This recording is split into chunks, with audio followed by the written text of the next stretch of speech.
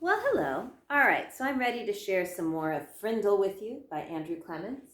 And one thing I love about this book is it's a fiction story, but it's a realistic fiction, which means it could be true, right? It's described well, it's in a school. We all know what schools are like. So it really captivates us. But Nick doesn't really exist. His school probably doesn't really exist. It's a fiction. So, strong readers fact check information that is given as facts in narratives or fiction writing. And the reason we do that is because writers write from what they know, meaning that the writer, Andrew Clements, probably knew what it felt like to be a boy in an elementary school at some point in his life and to be creative and to want to not have homework. And so he used that as part of his narrative, as part of his story. But we are learning that Nick has a report to write, and he's going to report about the dictionary. And I want to invite you that strong readers fact check information that is given as facts in narratives or fiction writing. Is what Nick will say about a dictionary true? How could we find out? Okay, and if it was me, these days we could check Google, we could look at things at sites that have ORG or school sites to make sure that they're reliable and read about dictionaries. We could get a dictionary and look at it and see if it explains its history. We could go to the library and get some books out on dictionaries and words and how they're created. So there are a variety of ways that we can gather nonfiction information to confirm what we read in narratives. Because I don't know about you, but sometimes when I read interesting facts and I think, oh, that's true. And then I kind of forget where I read them or I didn't check. And before I know it, it becomes part of what I believe. But maybe it was in a work of fiction and it was made up by somebody. So good readers do fact check information in writing that they feel was given as facts. So here we go with chapter 5. The report. By lunchtime the next day, Nick had a bad feeling in the pit of his stomach. 7th period was coming. He was going to have to stand up in front of Mrs. Granger's class. The eyes of everyone in the class would be glued to his face, and Mrs. Granger's eyes would be cranked up to maximum punch power. He looked over his notes again and again. The first English dictionary, The Growth of the English Language, William Shakespeare, words from French and German, new words, old words, new inventions, Anglo-Saxon words, Latin and Greek roots, American English. It all became a big jumble in his mind. And his grand plan from the night before, in the harsh fluorescent light of the school day, it seemed impossible. What is it with the clocks in school? When you're planning to go to the carnival after school, the clocks in every class practically run backward, and the school day lasts for about 3 weeks. But if you have to go to the barber or go shopping for clothes after school, zip! The whole day is over before you can blink. And today, after lunch, 5 and 6 went by in 2 ticks. As the 7th period bell rang, Mrs. Granger walked into the classroom, took 4 steps to her desk at the side of the room, flipped open her attendance book, glanced out at the class, and made 2 little check marks. Then, looking up at Nick, she said, "I think we have a little report to begin our class today, Nicholas." 15 seconds into 7th period, and Nick was on stage. This lady plays for keeps, thought Nick. He gulped, grabbed his crumpled note cards and his book bag, and walked to the front of the room. He stood next to the giant dictionary on its little table, and Mrs. Granger walked to the back of the classroom and sat primly on a tall stool next to the bookcases. She was wearing her blue uniform. Taking a deep breath, Nick began. "Well, the first thing I learned is that the first English dictionary—" Mrs. Granger interrupted. "Excuse me, Nicholas, but does your report have a title?" Nick looked blankly at her. "A title? No, I didn't make a title." "Class, please remember to include a title whenever you prepare an oral or written report. Now, please go on, Nicholas." And she smiled and nodded at him. Nick began again, looking right at Mrs. Granger. He said, "The dictionary." A couple of kids thought that was funny, but Nick played it straight and just kept talking. A lot of people think that the first English dictionary was put together in the 1700s by a man named Samuel Johnson. He lived in London, England.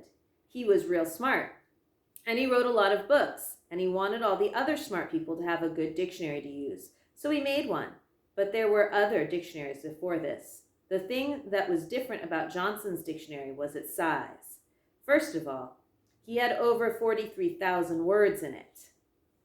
So here is where we could fact check. Does this person exist? The class made a bunch of noises at this big number. Ooh, and wow, and stuff like that. And Nick lost his concentration. He glanced up at Mrs. Granger's, expecting to see those eyes drilling a hole in him. But they weren't. They were almost friendly in a teachery kind of way. She shushed the class and said, "Go on, Nicholas. That's a fine beginning." Nick almost smiled, but he saw all the kids staring at him, so he gripped his note cards even tighter and jumped back in. The other thing that Samuel Johnson did that was special was to choose the words he thought were most important, and then give lots of examples showing how the words got used by people. For example, he showed how the word take could be used in 113 different ways. Nick's report went on smoothly for 12 minutes. Nick was surprised at how easy it was to stand there and talk about this stuff. At the end of the first 5 minutes, Mrs. Granger had to stop Nick again to say, "Class, it is not good manners to yawn out loud or to put your head down on your desks when someone is giving an oral report." No one in the class cared one little bit about the report, except Mrs. Granger.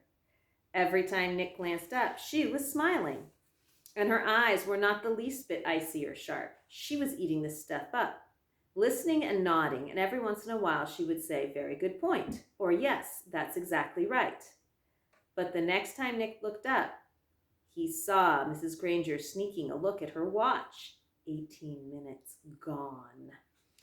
Maybe his idea was going to work after all. Time for phase 2.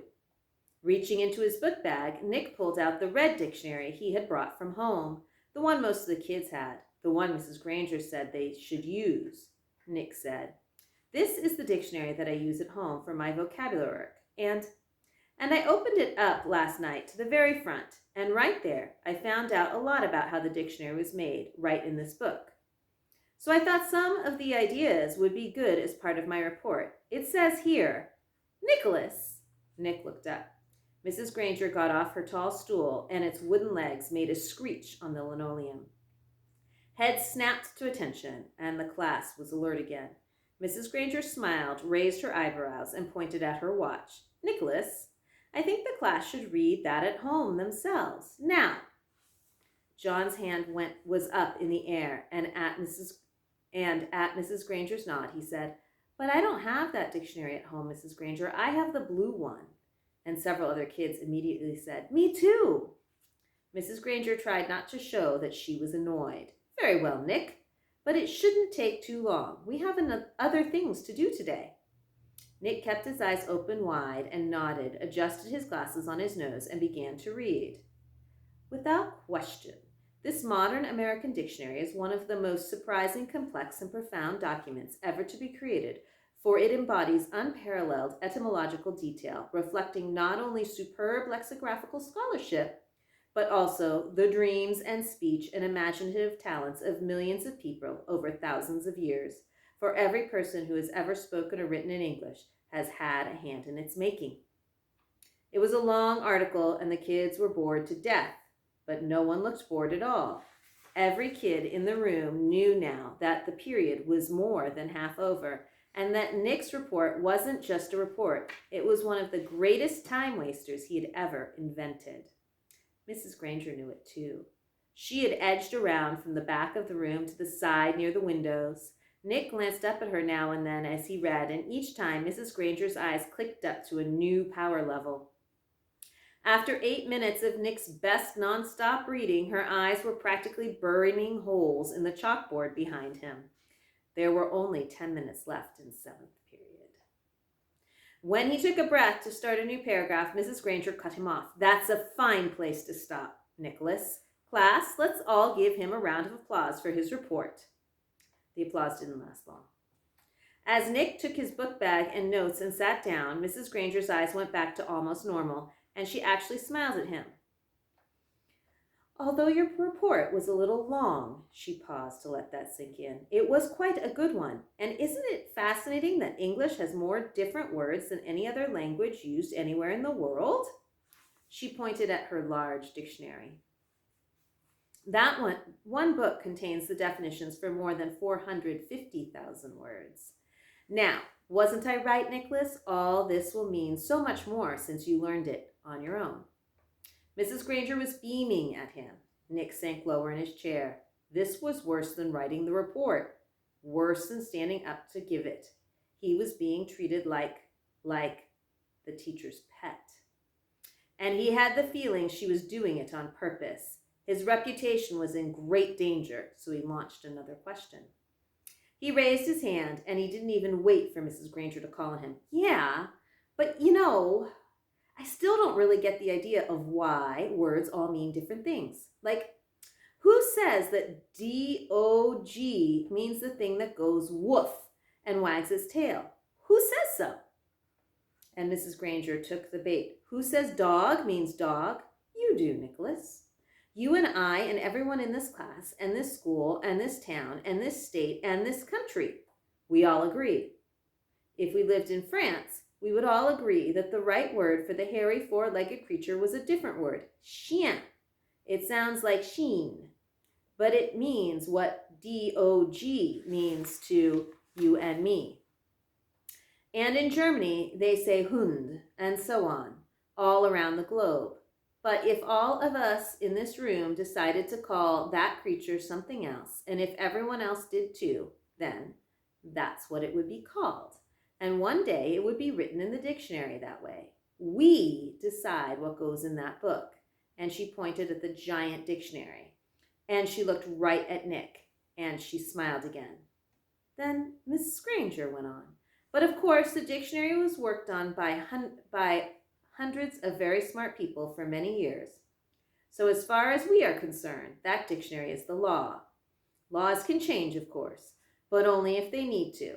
There may be new words that need to be made, but the ones in that book have been put there for good reasons. Mrs. Granger took a look at the clock. 8 minutes left. Now then, for today, you were to have done the exercises beginning on page 12 in your Words Alive book. Please get out your papers. Sarah, will you read the first sentence, identify the mistake, and then tell us how you corrected it? Mrs. Granger jammed the whole day's work into the last 8 minutes. A blur of, and here's the little etymological, who says dog means dog. A blur of verbs and nouns and prepositions, and yes, there was another homework assignment. And Nick didn't try to sidetrack Mrs. G again. He had slowed her down a little, but had he stopped her? No way. She was unstoppable, at least for today. So that was chapter 5, and I will share chapter 6 with you another time. Again, readers, remember to check things in your books so that you can see whether or not they are fact or fiction. Bye.